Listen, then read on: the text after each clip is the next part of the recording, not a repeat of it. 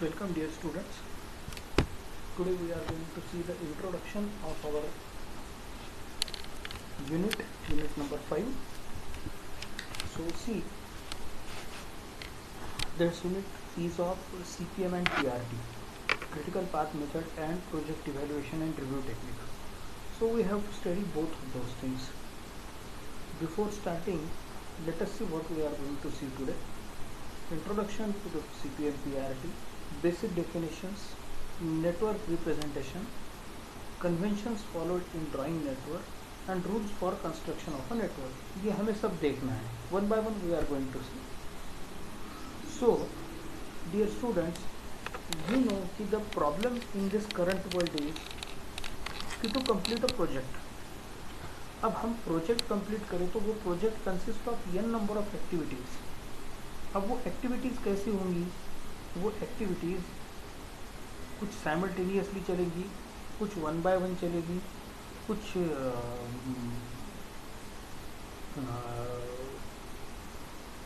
क्या कह सकते हैं उसको,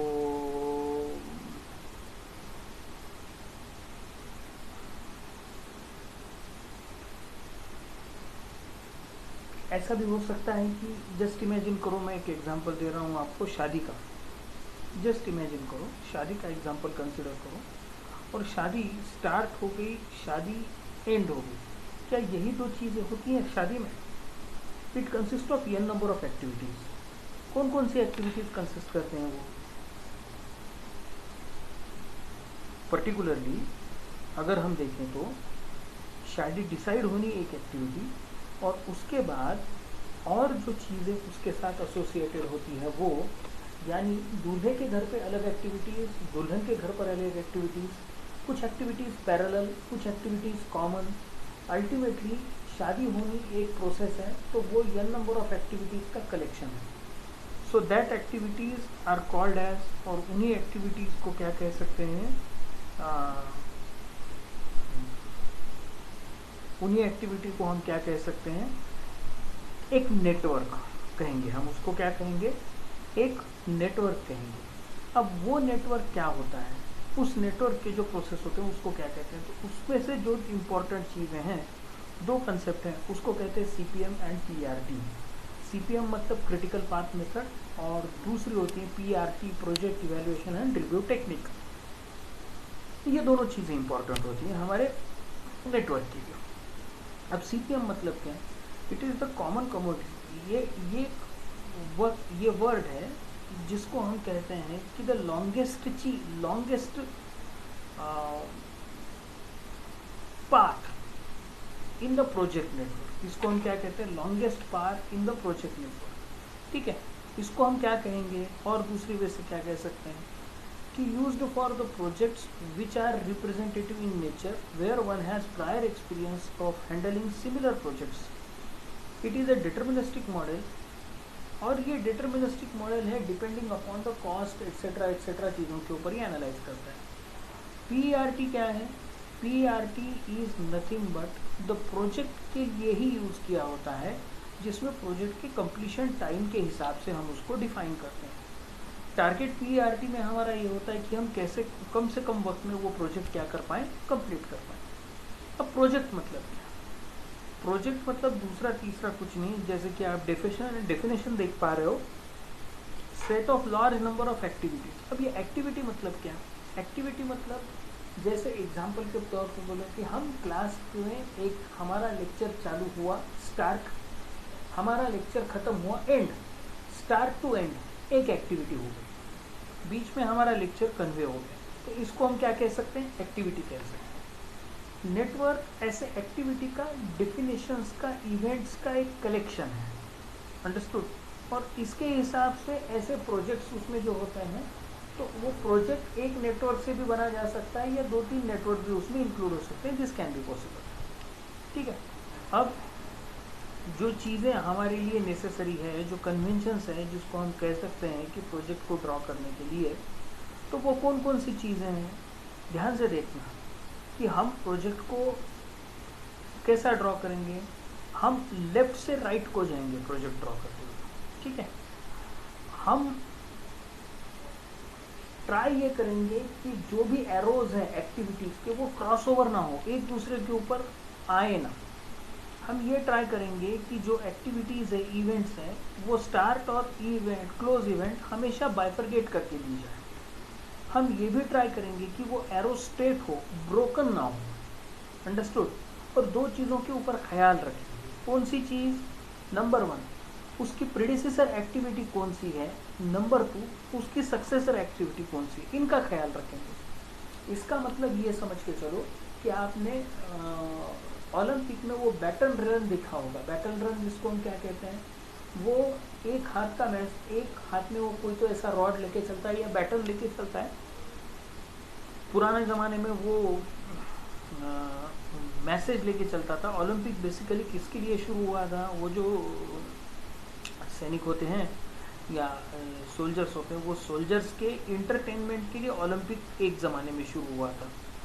तो वो पर्टिकुलरली क्या करते थे, वो ये देखा करते थे कि सोल्जर्स बोर ना हो, तो वो ऐसे गेम इंक्लूड करते थे जिसमें सोल्जर्स की इम्यूनिटी, सोल्जर्स की ताकत भी बनी रहे, ताकत भी टेस्ट हो जाए। तो उसी केस में सोल्जर को कभी कभी क्या होता है कि मैसेज कन्वे करना पड़ता है। किसको मैसेज कन्वे करना पड़ता है? सोल्जर्स को किसी एक जगह से लेके दूसरी जगह पर मैसेज कन्वे करना पड़ता है। तो वहाँ पर वो दौड़ता है। तो वो ऐसा ही दौड़ का खेल जो है बैटन रन जिसको हम कहते हैं, तो वो बैटन रन यूज़ किया गया। उसमें क्या होता है, ध्यान से देखना कि उसमें एक आदमी पहले बैटन लेके भागता है, वो दूसरे को हैंड ओवर करता है, वो तीसरे को हैंड ओवर करता है, वो चौथे को हैंड ओवर करता है। Same concept, same process, same methodology. ये यूज़ कहाँ की जाती है? ये यूज़ की जाती है इसी वे से हम नेटवर्क में इसको यूज़ करेंगे और उसको कहेंगे प्रीडिसेसर, या हम कहेंगे पूर्वज, पहली वाली एक्टिविटी, सक्सेसर, आगे वाली एक्टिविटी। यानी पहले कौन था, आगे कौन था, इसका एनालिसिस करने के बाद हम ये डिफाइन करेंगे कि ये बैटन जाएगा कहाँ पर। बात समझ में आ रही है मेरी आपको? ठीक है।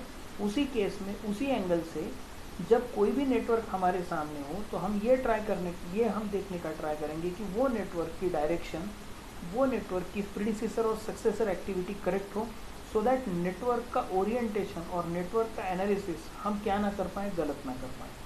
अंडरस्टूड? ये क्लियर हो जाने के बाद इवेंट भी होना है। अब इवेंट मतलब क्या? इवेंट मतलब एक एक्टिविटी स्टार्ट हो गई, एक्टिविटी खत्म हो गई। अंडरस्टूड? ठीक है। अ starting and finishing point of a activity और ग्रुप, इसको हम क्या कह सकते हैं? इवेंट कह सकते हैं। अब टेल इवेंट मतलब क्या? सीधी सीधी बात है कि जो टेल एक्टिविटी के साथ हो सकती है। हेड मतलब क्या? स्टार्टिंग के साथ हो सकती है, तो उसको हम हेड एक्टिविटी इवेंट कह सकते हैं। थोड़ी अगर हम जैसा कहे जाए तो उसमें हम क्या कह सकते हैं कि हम हमेशा एक्टिविटी को आई और जे के हिसाब से डिफाइन करेंगे। आई मतलब स्टार्ट, जे मतलब एंड। अंडरस्टूड? नेक्स्ट, कुछ मर्ज इवेंट होते हैं, कुछ बर्स्ट इवेंट होते हैं। इसको हम जब प्रैक्टिकल में प्रॉब्लम देखेंगे तब मैं एनालाइज करूंगा बच्चों। अब नेटवर्क मतलब क्या होता है? Network is nothing but the composition, सबका कलेक्शन। किस किस का कलेक्शन? जो ऐसी एक्टिविटीज़ है, ऐसे रूल्स है, सब कंसिडर करते हुए, जो हम रूल सब कंसिडर करते हुए जो हम नेटवर्क ड्रॉ करेंगे, जो चीज़ें हम ड्रॉ करेंगे उसी को हम क्या कहेंगे? नेटवर्क कहेंगे। Is it clear? उसी को हम नेटवर्क कहेंगे। ठीक है। उसमें इवेंट भी होगा, सब चीज़ होंगी। जैसा कि एक नेटवर्क हमारे सामने मेंशन किया गया है। अब activity 1 to 2, activity 2 to 3, activity 2 to 4, 4 to 5 etcetera सभी मेंशन की गई है। तो इसमें से कुछ मर्ज इवेंट्स होंगे, कुछ बर्स्ट इवेंट्स होंगे, दैट यू कैन सी। और मैं इसको बाद में जब प्रॉब्लम होएगा, प्रॉब्लम में हम एनालाइज करेंगे, तब मैं इसको प्रॉपरली एक्सप्लेन करूँगा बच्चों। ठीक है। इसमें से नेटवर्क रिप्रेजेंटेशन जो सबसे हमारा इम्पोर्टेंट पार्ट है, वो तो इसका रूल क्या है? Each activity should be represented one and only one arrow. यानी एक ही एक्टिविटी रिप्रेजेंट करने के लिए एक ही एरो यूज करेगा, दो एरो नहीं होंगे। Each activity must be identified by two distinct events और two more, and no two or more activities can have same tail and head events। यानी दो अलग अलग इवेंट्स के साथ उसको प्रॉपरली डिस्टिंक्ट किया जाना चाहिए। यानी एक एक्टिविटी से एक ही एक्टिविटी को दो स्टार्ट और दो एंड नहीं हो सकते, ये बात याद रखिए, ठीक है, ये बात याद रखिए। To maintain the correct procedure precedence relationship the following questions must be answered at each activity, यानी हर एक क्वेश्चन को हमें देखना पड़ेगा। तो वो कौन से क्वेश्चंस है? What activities must be immediately preceding the current activity, पिछली कौन सी, आगे वाली कौन सी है, और उसके साथ कंकरेंटली कौन सी एक्टिविटी, साइमल्टेनियसली कौन सी एक्टिविटी रन कर रही है। ये चीज़ें भी याद रखिए, क्योंकि कैसा है, जैसे एग्जांपल के तौर पे बोलूँ मैं आपको, छोटा सा एग्जांपल है, हम घर कंस्ट्रक्ट कर रहे हैं, घर कंस्ट्रक्ट करते हुए ज़मीन पर काम चालू रहना और महानगर पालिका या कोई भी ऑफिशियल्स के पास परमिशन के लिए कागज़ चला जाना, ये दो अलग अलग चीज़ें हैं। परमिशन होती रहेगी, कंस्ट्रक्शन होता रहेगा। परमिशन के लिए कागज़ डाल दिया तो परमिशन आने तक हम इंतज़ार नहीं करते, कंस्ट्रक्शन चालू करते हैं। क्यों?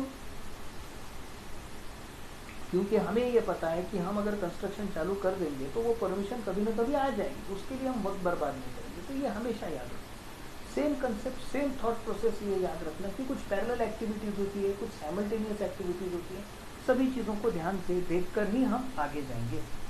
इतना क्लियर हुआ? तो ये जब होगा तभी हम नेक्स्ट अभी जो होगा वो है, इसके बाद कंस्ट्रक्शन के लिए रूल्स कौन कौन से होंगे। हमने ये सवाल तो देख लिया बच्चों, ठीक है। अब नेक्स्ट जो है रूल्स कौन कौन से होंगे कंस्ट्रक्शन के लिए। तो कंस्ट्रक्शन नेटवर्क के लिए रूल्स होंगे, जैसा हमने अभी जो बात की थी वो थोड़ा देर पहले हमने उसके भी रूल देखे थे। Each activity is shown by one and only one arrow, ये हम पहले देख चुके होते हैं, ये एक्टिविटी यूनिक होती है। Next there will be only one beginning of event and one ending event of each activity for each activity, यानी दो ए बिगिन और दो एंड किसी भी एक्टिविटी के नहीं चलेंगे, अंडरस्टैंड, साइमल्टेनियसली, ठीक है। और हम नंबरिंग उसको कहेंगे आई जे से नंबर कहेंगे, आई मतलब स्टार्ट, जे मतलब एंड, और आई हमेशा जे से क्या होना चाहिए, यानी आई पहले होना चाहिए और जे बाद में होना चाहिए। जब हम उसकी नंबरिंग देने की बात करेंगे तब इसके लिए इम्पोर्टेंट है। नंबरिंग मतलब क्या बच्चों, जैसे मैंने नंबर दिया 1 2, मैंने हिसाब के लिए नंबर दिया 1 2, 1 मतलब क्या, 1 मतलब स्टार्ट, 2 मतलब क्या, एंड। तो बच्चों 1 पहले होना चाहिए और 2 बाद में होना चाहिए, एरो के हिसाब से, ठीक है। जब हम ड्रॉ करेंगे तब मैं ये चीज़ें सब समझा दूंगा आपको, ठीक है, ठीक है। नो अदर, नो उसके भी साथ में one activity does not cross any other activity, mismatch नहीं होना चाहिए। कितना क्लियर हुआ? वो क्या नहीं होना चाहिए, मिसमैच नहीं होना चाहिए। जंप मार लिया, ओवरलुक कर लिया, ओवरलैप कर लिया, ऐसा नहीं होना चाहिए। इतनी चीज़ों का ख्याल रखेंगे तो हम आराम से ये स्ट्रक्चर आइडेंटिफाई कर पाएंगे, ठीक है। तो आज फंडामेंटल्स के लिए यहीं पर रुकता हूँ। नेक्स्ट लेक्चर में हम CPM/PRP का इंट्रोडक्शन और टोटल फ्लोट, फ्री फ्लोट क्या होता है क्या नहीं, उसके साथ उसके कौन कौन से टाइम इलेप्सेशन है वो कैलकुलेट करने होते हैं, क्या होता है क्या नहीं, ये सब देखेंगे। उसके बाद में हम आइडेंटिफाई करेंगे कि हम क्या कर सकते हैं क्या नहीं, ठीक है। चलो, तो आज के लिए यहीं पर रुकता हूँ। Thank you, thanks a lot.